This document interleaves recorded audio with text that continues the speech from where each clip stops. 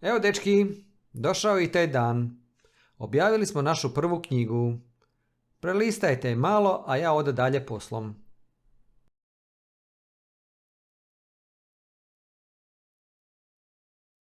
O, Colin Wilson, okultno.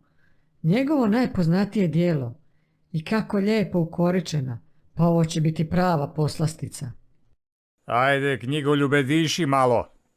Samo ju nemoj progutat. Gustave, ovo je jedna od knjiga koje mijenjaju život. To je i enciklopedija i filozofska rasprava. A tako lijepo napisano da se čita poput kakvog uzbudljivog romana. Kako kažeš da se zove okultno? Jel to kao ono kad ne vidiš dobro pa odeš okulistu? Mogao bi ti stvarno kod okulista da ti popravi vid. Samo ne znam da li bi ti to pomoglo jer ovdje se radi o duhovnim stvarima. Misliš nešto poput duhova? Čitav jedan svijet neobičnih ljudi i čudnih fenomena koje ljudi ne primjećuju ili ignoriraju. Brr, zamišljam svijet ispunjen fenomenima poput tebe. Sigurno ti je unutra sva bliža i dalja rodbina. Knjiga je to o evoluciji čovjekove svijesti, ali i o njenoj degradaciji, o vezama s nadprirodnim koje je moderni čovjek pokidao.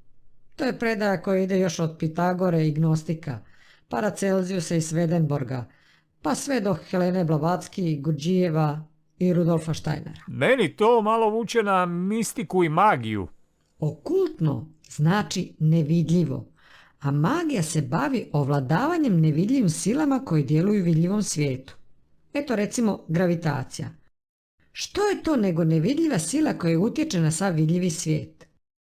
Magija, baš kao i znanost, želi otkriti skrivene sile koje djeluju u svijetu. I ne samo otkriti, već i ovladati tim silama. Da ne pretjeruje malo taj Covid Wilson. Postoje valjda i neke razlike između znanosti i okultizma. Colin, Gustave. Naravno da postoje. Govorim to skrivenim poveznicama.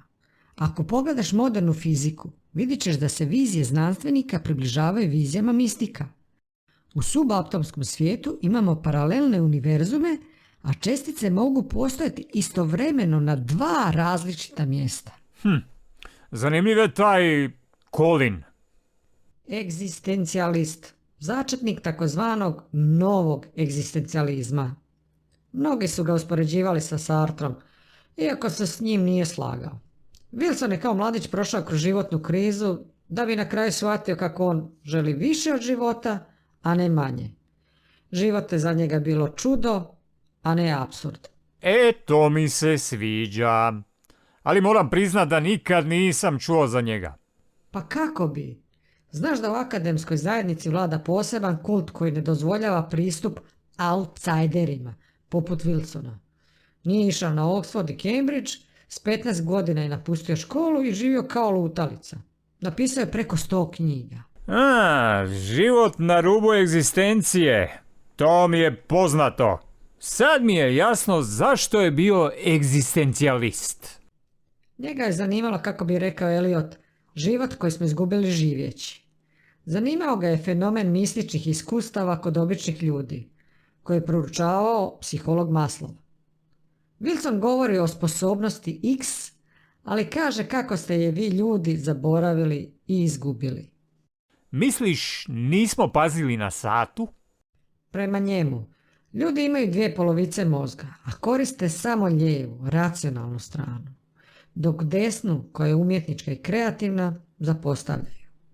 Racionalnost sama ne može dati životu smisao. Ona je poput robota, koji dobro obavlja postavljene zadatke, ali ne može objasniti zašto nešto radi. Robota?